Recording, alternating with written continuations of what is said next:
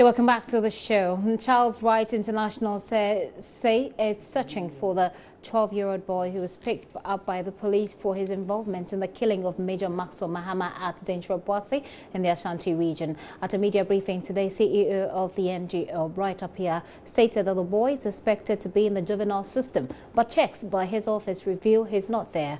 Mr. Appiah reminded the investigative bodies to try the child according to the Children's Act. This is one of the findings of their Child Protection Accountability project with regards to the gruesome murder of Major Mahama. Hannah Dami was there, and she joins me now in the studio with more. Hannah, you're welcome. Thank you. It's good to see you once again. You're also welcome. So, if they say that they cannot find the boy in any of the juvenile centers, do they suspect he'll be anywhere else? Well, the suspicion obviously is that he's been mingled with the adults, which shouldn't be, because once you're from the age of 12 to 18, there's a system that should accumulate you if you commit a crime, regardless of the severity of the crime. And so, Bright Appiah at the media briefing said that if that's where he is, then the state should do the right thing. They should ensure that they put him in the juvenile centers, maybe the Bostal home, and they rehabilitate him as well. All right, well, we can hear from Bright Appiah on that.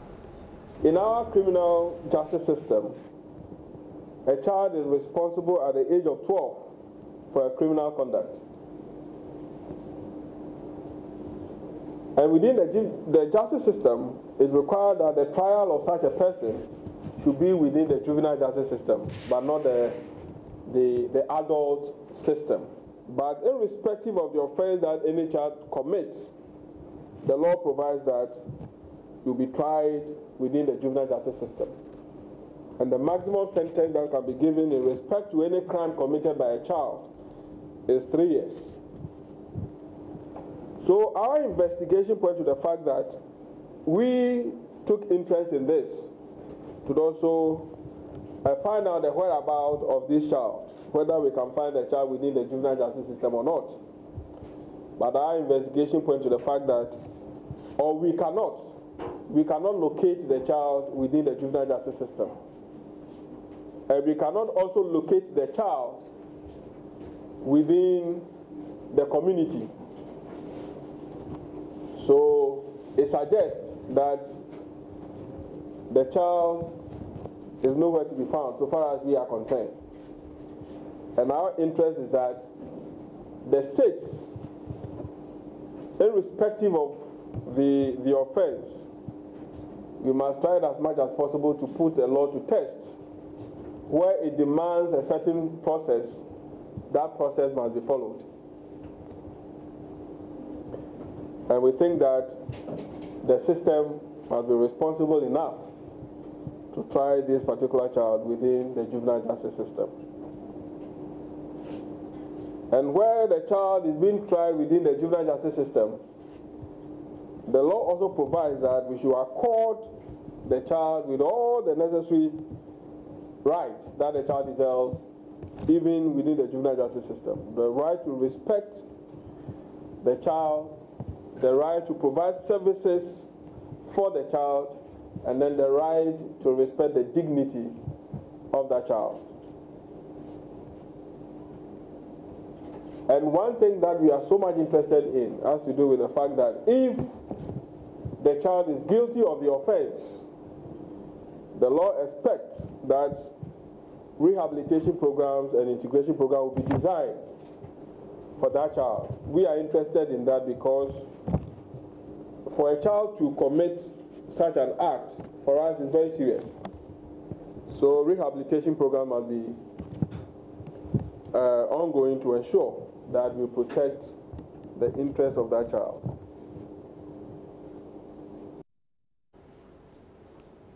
Bright Appiah there. Well, another bit of the finding suggested that the excessive exposure of the children of Major Mahama is an infringement on their dignity and privacy, and that has the tendency to affect their ability to socialize in the future. Not just the children of Major Mahama and Hannah, but other children as well. But exactly what do they mean by that? Because I'm not really sure that anybody will force children to look at those videos.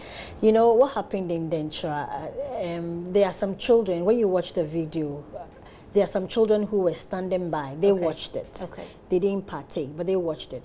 Aside that, there are some children who are abandoned by their parents and guardians.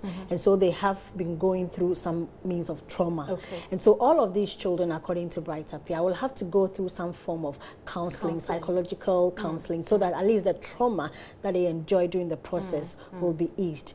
When it comes to Major Mahama's children, he's saying that some people will keep these videos and pictures, and in the future, at least share it with their his children, so that they remember what happened. He said this is perpetual remembrance of something that is so bad. And so the children will find it difficult to socialize, because they do not know when somebody will show them a picture of how their father was brutally murdered. And so he's saying that the children will have to go through some counseling, even though they are small, and the children of danger will also have to go through counseling. And even children in Ghana who watched it, or who perhaps have seen this, seen this, will have to be conscientized, because this is not something that they should have watched in the first place. Exactly. Well, we can hear from him once again. Sharing images of the incident as well as images of the children may give opportunity to some moral persons to keep the footage and try to share with children in the later time of their lives. So exposing these children in relation to the incident may affect their social interaction, access to their rights in the future, and we think that it is against the principle of welfare as enshrined in the Children's Act under the welfare principle. So for instance, when you look at the Children's Act under the welfare principle, Section 2.2, it clearly states that individuals, institutions, and even the courts must take the appropriate steps to protect the best interests of children in matters that concerns them. So it is a major responsibility on us as a nation to always protect the best interests of children in any situation. Even if it is an unfortunate event, we still have to protect the interest of children. And we believe that this single act that all of us were involved in would have repercussion on the life and the development of these children.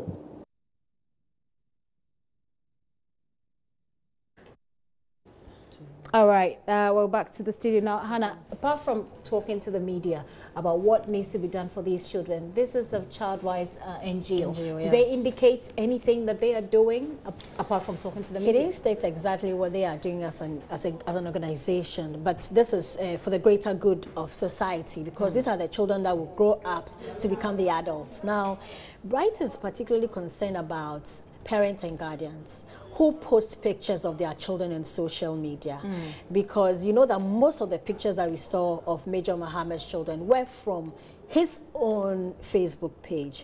And so he advised parents as much as possible to stop posting those pictures, because whether it's a good event or a bad event, that's the first point of call where people will go. And so he asked parents to desist from that. As an NGO, they are saying that they will keep hammering, they'll be going around to still search for the 12-year-old boy or children in danger. They will ensure that they are rehabilitated and reintegrated back to society. And that's what they'll be hammering on, because according to them, they don't have the powers, enough powers to be able to do, I think, what you're expecting. I'm not necessarily expecting, but I'm just hoping that, you know, as a child rights organization, if we're talking about counseling, perhaps they have more expertise, or have people who have more. They are collaborating with the agencies involved to ensure that the children get these counseling and better reintegrated back to society, either in Dentra or even in any part of the country. Well, he also speaks about children who have been abandoned.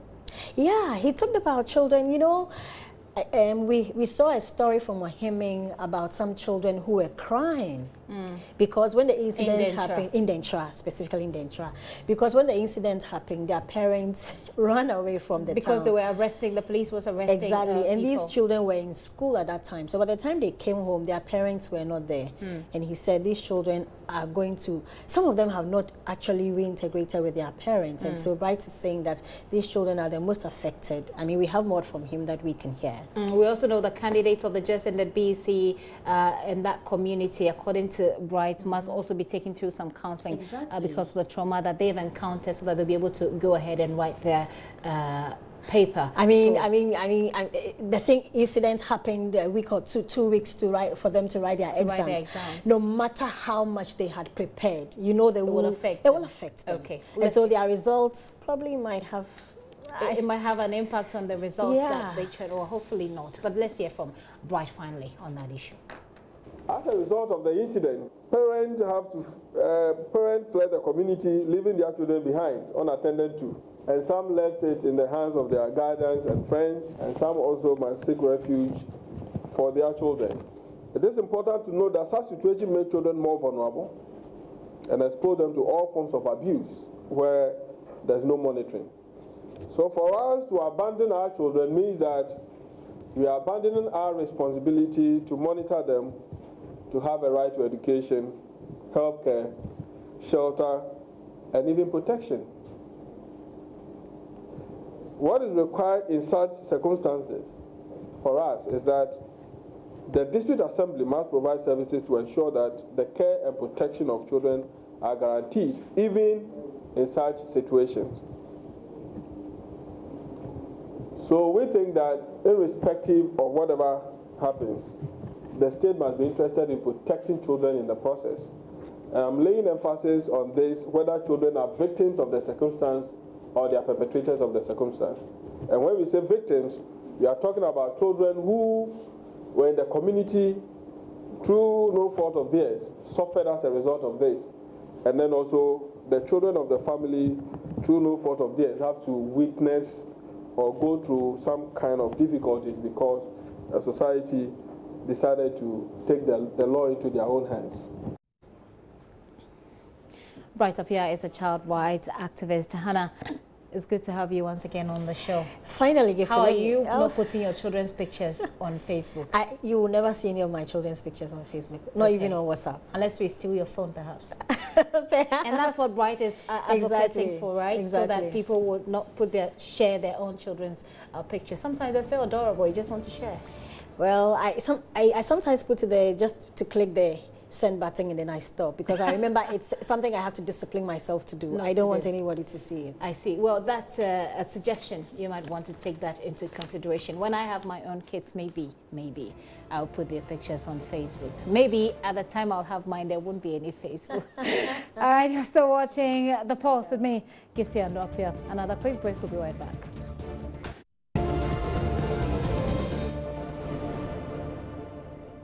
While the spotlight and controversy surrounding the central region town of Dentrobwase will linger for a long time after a mob lynched Major Mahama on suspicion he was an armed robber. The story is told of how the people moved to the present location after being compelled to abandon their old abode. The reason?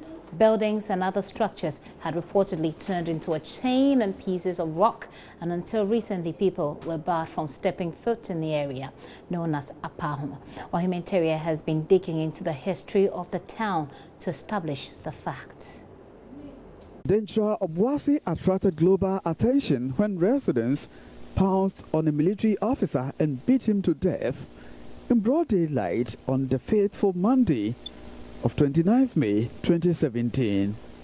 Major Mahama had committed no crime except for the people suspecting he was an armed robber.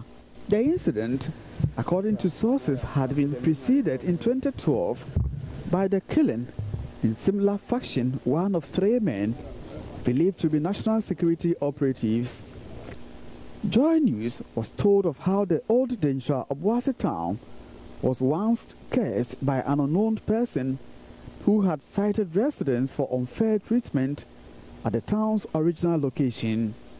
That curse, according to mythical accounts, turned residents and the entire community into standing rocks shaped in human sizes. When they resettled at the present place, residents were barred from the old site for any reason. The chief and selected elders, however, offered sacrifices to their ancestors there every 2 years. With time, the area, covering about 4 miles square, has grown into a thick forest. 86-year-old Nana Kojo is an elder of Danger Obuasi.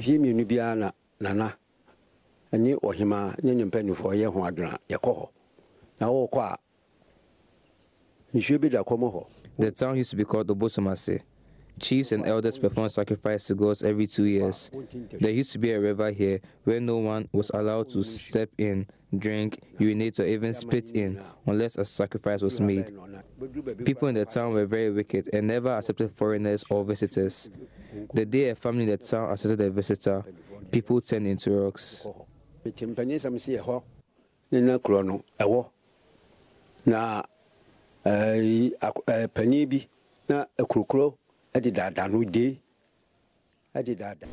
Today, I have been able to access Apahu without offering a sacrifice. The prohibited land, though has been covered by thick forest, is now open to human visit. Elders of New Danger Obuasi want the area developed into a tourist site to generate income for the community, as echoed by the chief linguist Nana Kwabena Asare. If the place is turned into a tourist site, revenue will be generated for the community. His call is endorsed by caretaker chief Nana Kofichre. Well, the police are investigating the death of a policeman who died on duty at Michelle Camp yesterday. Well, last night, we're making efforts to reach our correspondent on the ground for more information on this. We're unable to do that at this point, but we'll bring you updates on that in our subsequent bulletin. Right now, though, it's time for sports on the pause. Please stay.